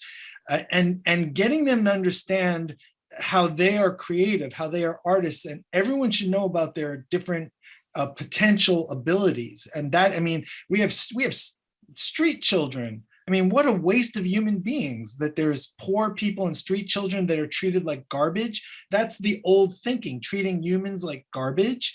And this whole thing of garbage, throw it away, instead of recycling it, regenerating it, finding the potential in it, bringing it back in. every single human on the planet should be part of this living community of human beings. Right now, we treat billions of people like they're just slave labor. They're the lower class. We're set up with this machine system of upper class, middle class, lower class, and then the dirt poor and criminals. Well, why are they doing crime? Why are they doing drugs? Why are they, it's because they're treated like garbage. I mean, in the US, we have a phrase, white trash. I've always felt, what kind of phrase is that? Nobody's trash. Everyone is a beautiful part of the universe. And if we see every child that way and every human being, if you see, then we free, it's not, I feel, this is kind of my bottom line, I don't feel it's our job to change the world. It's our job to help everyone understand how they can change the world. For me. Perfect. And that's why I'm doing the Facebook pages, and that's why I do memes, and that's why I don't have my artwork is not up on the wall, and I've never sold any of my art. Just like you, Jody, I give my stuff away because it's not about I don't feel I'm an artist. I feel everyone's an artist, and if you can wake people up and free people, and some young kid is going to create this new kind of technology of solar power, but he needs to be loved, he needs to be supported, he needs to be given a creative chance after school, or given a guitar, or given pencils, whatever. Yeah. So for me, it's freeing up. Everyone is an artist. Everyone is artists. We're all artists. And if you are an artist, if you consider yourself an artist, then you should be a mentor. You should be like Gandalf or Dumbledore, where you're the wizard who's helping free the powers in everyone else. It's not, and who saved the story in Harry Potter? It's the kids. And it's Dorothy. And it's, if you look at all the stories, it's the young people who save the day. And I think it's the young people, Greta's generation, my kids, that generation, they're going to save the world. But what we can do is give them the tools, give them the knowledge, help them know how amazing they are. For me, that's my answer to that. Yeah, give them the freedom to express themselves and to do what matters to them, not what they are told they are supposed to do. Right. For all of us. And all of them. And if you can get a child to start to get the joy of being creative, just getting the joy of being, that video I talked, the Schwartz, how do we pronounce his name? Louis Schwartz. So that's a video of the joy of being connected. The next thing is the joy of being creative. If a young person understands how joyful it is to be creative, that flow that Jody talked about, they stop spending all their time on their phones. That's how they detach. Yeah. Like there's, I think I've shared this with you in one of our Facebook groups, but this wonderful project that Martin Haas and his friends have created as a participatory way to engage younger generations in this conversation. It's called The Impossible Future. It's both in Spanish and in English on the web. And it's basically using, can you see it? Yes, I see it. It's using, like initially it was a team of very skilled videographers that were normally making videos for NGOs and so on, saying, can we put the content of the Gaia Education Eco-Village design course into a documentary? And 10 years later, because these kind of creative projects and finding funding for them can take a long time and they morph, it's turned into this project. And during COVID, it actually turned into a bit of a crowdsourced global network of animators doing this kind of video art. And it's just amazing because it like you can see how it's called The Impossible Future with the "im" crossed out. So the entire structure of all their videos, where they really highlight people from around the world who offer solutions, is to both speak to the structural analysis of the systemic violence that we have with inequality and all the systems that absolutely no longer serve and are part of the degenerative, destructive cycle. But it doesn't stay there. It offers a critical analysis, and then it shows how another future is possible. And I think that's precisely, again, a wonderful example of using art, in this case, video animation, to engage And to believe that something that we can't presently imagine is possible. There's a film which I always mention. It's a bit of a terrible film, and a lot of the storyline doesn't work. But it goes towards a very technological future. But it's called the Tomorrowland with George Clooney in it. And but it's going to be a plot spoiler. But basically, the whole thing is like the world is going to end. Everybody knows that the day is set, but just one girl starts to think that maybe there's something else is possible. She starts to imagine that something else is possible. And just the fact that one person on the entire planet starts to see potential, the inevitability of the apocalypse starts to change. And I think that sort of concept is something that art is about, is generating the possibility and setting our imaginations free, because this is the third horizon, isn't it? Yeah. The future also. Yeah. Similar. Yeah. It's the third horizon thing. We don't know what is over the hill.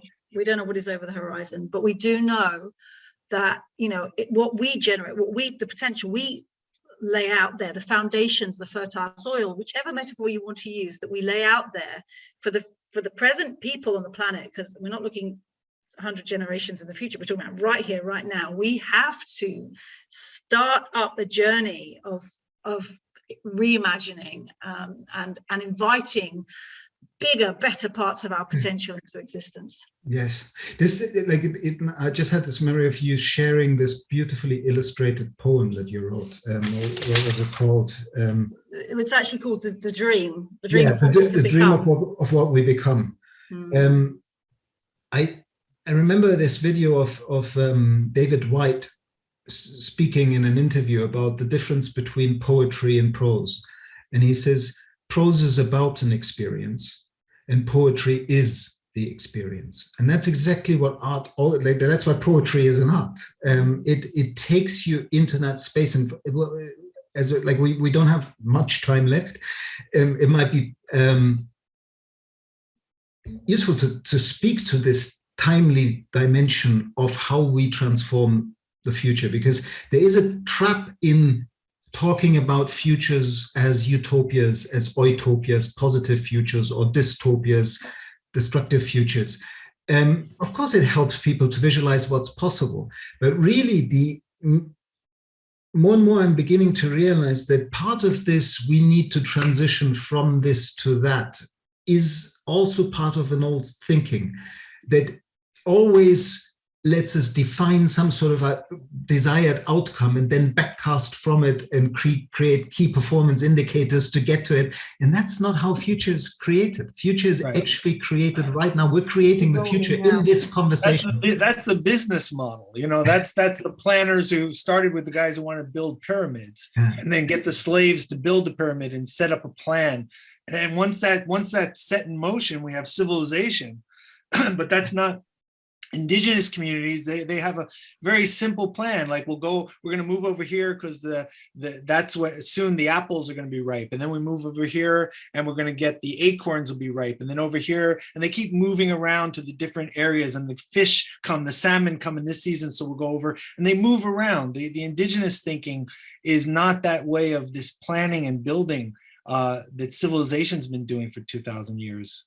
And in some ways, we're forced with that now, because everything is chaotic, everything is uncertain, everything is on the edge, things are falling apart. And the only way that we are going to create something beautiful out of the chaos, renewal, is we got to respond to the chaos and just be creative and love each other.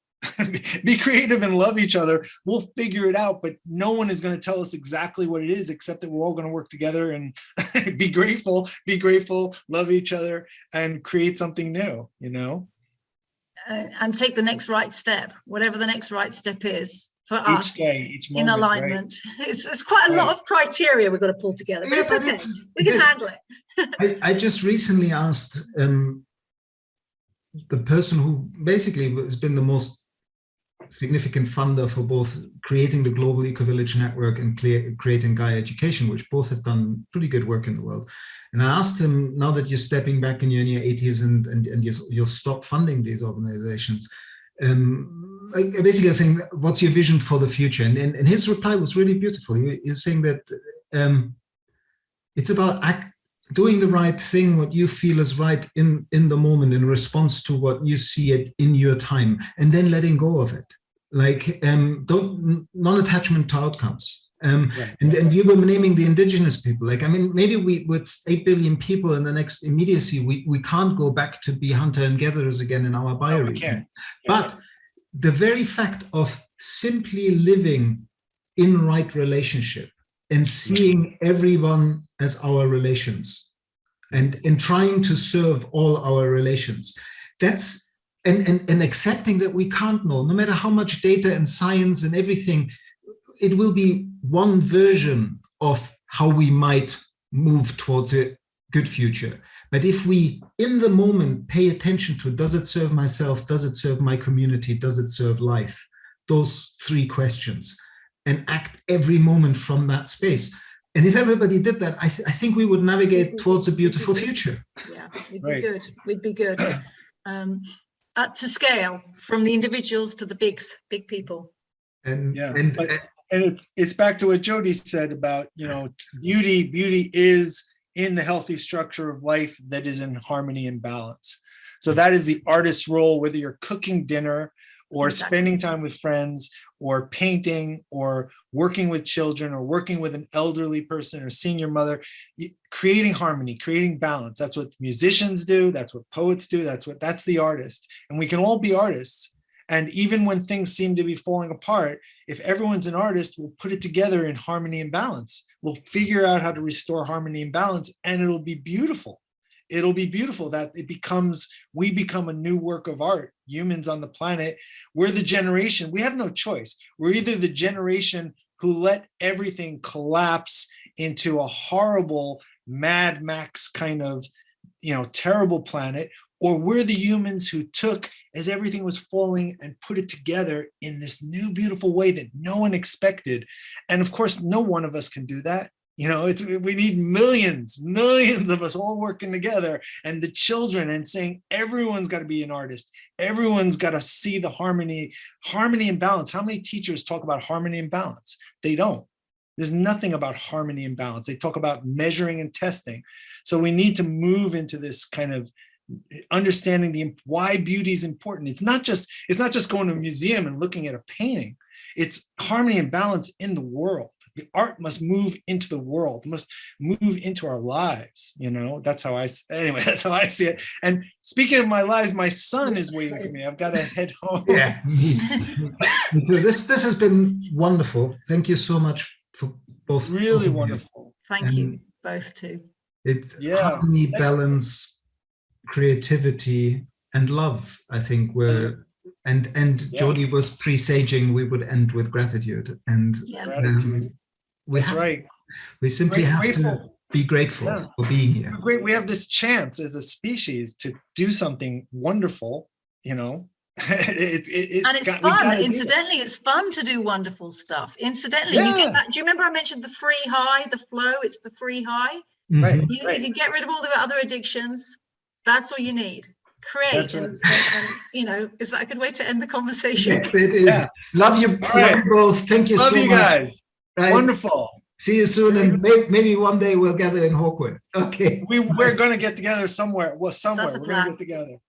All right. Love you guys. Thank you. Take care. Great conversation.